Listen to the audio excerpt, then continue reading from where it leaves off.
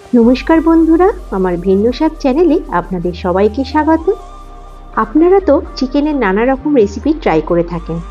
আমার কথা মতো অনুযায়ী যদি আমার তৈরি এই আফগানি চিকেনের রেসিপিটি ট্রাই করেন, আমি হলফ করে বলতে পারি এই রেসিপিটি আপনাদের খুব ভালো লাগবে। রান্নাটি করতে গেলে যেটি প্রধান উপকরণ হিসেবে লাগবে 1 কেজি চিকেন। আমি এখানে নর্মাল পিসের চিকেন নিয়েছি, যেটা আমি আগে থেকে ধুয়ে পরিষ্কার করে নিয়েছি। এরপর চিকেনটাকে ম্যারিনেশন করার জন্য লাগবে আমার একটা পেস্ট। তার জন্য আমি নিয়েছি একটি বড় সাইজের রাখলি কুচানো পেঁয়াজ, 1 কাপের মতন ধনেপাতা, হাফ কাপের মতো পুদিনা পাতা, আর ঝালের জন্য নিয়েছি 5 থেকে 6টি কাঁচা লঙ্কা। এটা আপনারা আপনাদের স্বাদ অনুযায়ী নিয়ে নেবেন। এটা আমি একটি মিক্সার গ্রাইন্ডারে ভালোভাবে পেস্ট তৈরি করে নেব।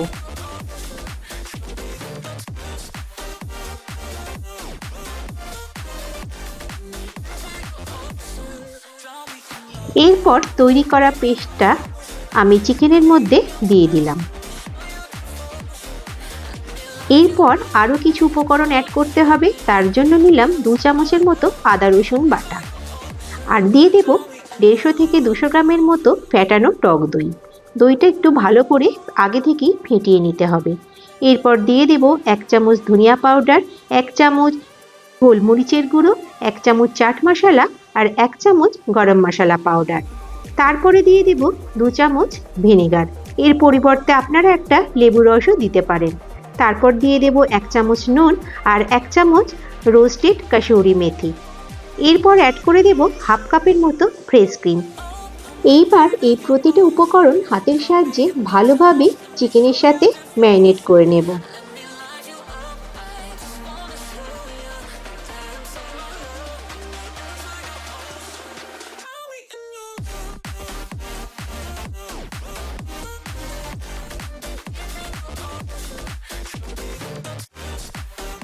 আমার এখানে চিকেন ভালোভাবে ম্যারিনেশন করা হয়ে গেছে। এবার এটাকে মিনিমাম 2 ঘন্টার জন্য ফ্রিজের মধ্যে রেস্টিং টাইমে রেখে দিতে হবে। 7 থেকে 8 ঘন্টা রাখলে আরও ভালো হয়, কমপক্ষে কিন্তু 2 ঘন্টা রাখতে হবে। এরপর আমি অন্যদিকে একটি কড়াই নিয়েছি আর তাতে দিয়ে দিয়েছি 4 থেকে 5 চামচ তেল। এরপরে মিডিয়াম হিটে তেলটা ভালো করে গরম হলে ম্যারিনেশন করা চিকেন থেকে চিকেনের পিসগুলো তুলে নিয়ে আমি মশলাটা যতটা সম্ভব একটু ঝরিয়ে নিয়ে ফ্রাই করে নেব।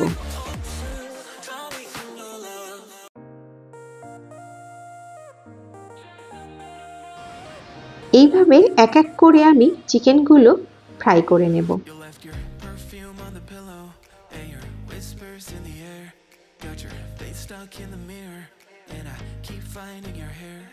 Got a pink box in my closet with the fall pictures we took. Oh, and I keep finding dog ears. চিকেনের একদিকটা হালকা গোল্ডেন ব্রাউন করে ফ্রাই করা হয়ে গেলে অন্যদিকে ঘুরিয়ে আবারও ফ্রাই করে নিতে হবে।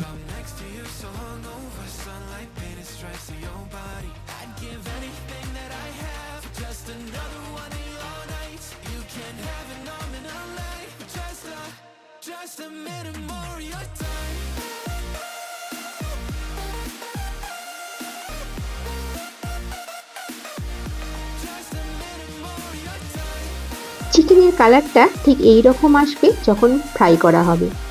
এরপর আমার করা হয়ে গেছে, আমি প্রথম সেটের চিকেনগুলো তুলে নিলাম।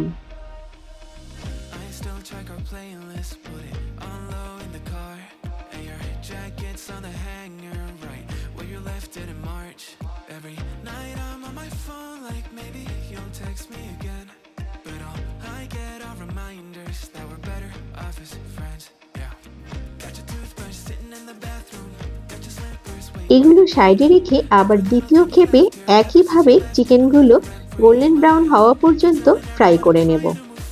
আর ওই একই তেলে আমি বাটার অ্যাড করলাম, সেটা একটু মেল্ট হওয়া পর্যন্ত ওয়েট করব। এরপর আমি এই তেলের মধ্যে লেফট ওভার গ্রেভি মশলাটা অ্যাড করে দেব।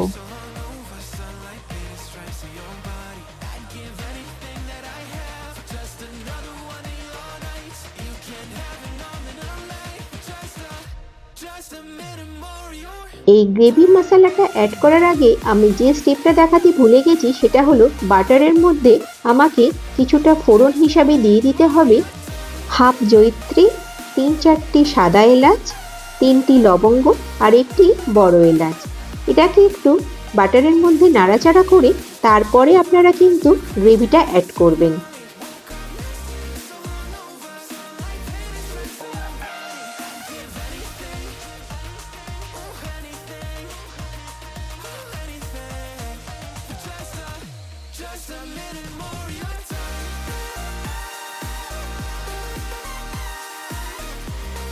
এরপর ভালোভাবে নাড়াচাড়া করে তেল ছেড়ে না আসা পর্যন্ত কষাতে হবে।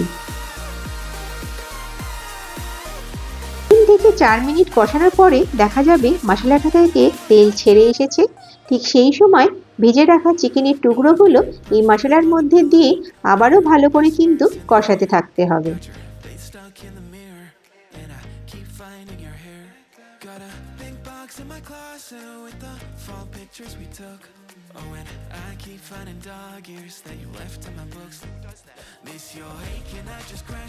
এই রান্নাটি একটু ঢাকা চাপা দিয়ে দিয়ে আমাদের করতে হবে, সেই জন্য আমি প্রথমে 7 থেকে 8 মিনিটের জন্য কভার করে দিলাম। 7 থেকে 8 মিনিট পর ঢাকনা খুলে আবার নাড়াচাড়া করে দিতে হবে।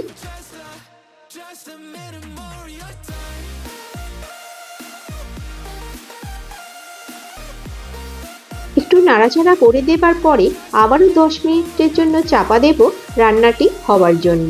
যেহেতু আমার ম্যারিনেট করা ছিল সেহেতু রান্নাটি হতে কিন্তু বেশি সময় লাগবে না। 10 মিনিট পর ঢাকা খুলে দেখতে হবে চিকেনটা ভালোভাবে সিদ্ধ হয়েছে কিনা। চিকেনটা কিন্তু বেশ ভালো মতোই সিদ্ধ হয়ে গেছে।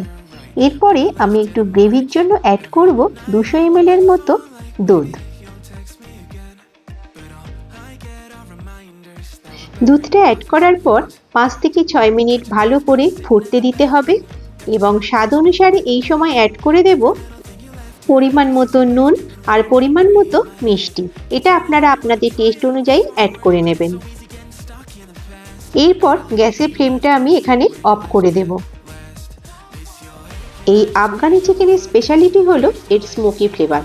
সুতরাং এটাকে স্মোকি ফ্লেভার দেওয়ার জন্য আমি কিছুটা চারকোল একটি বাটির মধ্যে নিয়ে তার মধ্যে 1 চামচ ঘি দিয়ে দিয়েছি এবং এতে ধোঁয়া উঠতে আরম্ভ করলে সেটাকে আমি কভার করে দিয়েছি।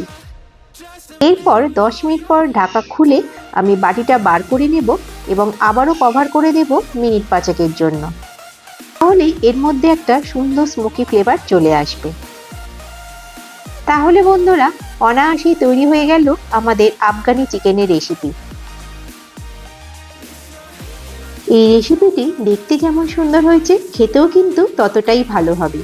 এই রেসিপিটি আপনারা পরিবেশন করতে পারবেন রুটি, লুচি, নান আর পোলাওয়ের সাথে। তাহলে বন্ধুরা আমার করা এই রেসিপি যদি আপনাদের ভালো লেগে থাকে তাহলে অবশ্যই আমার চ্যানেলটি একটি সাবস্ক্রাইব করে দেবেন, একটি লাইক দিয়ে দেবেন আর ভালো লাগলে বেল আইকনটা অন রাখবেন পরবর্তী রেসিপির নোটিফিকেশনগুলো সঠিক সময়ে পাওয়ার জন্য। ভালো থাকবেন, সুস্থ থাকবেন, ধন্যবাদ।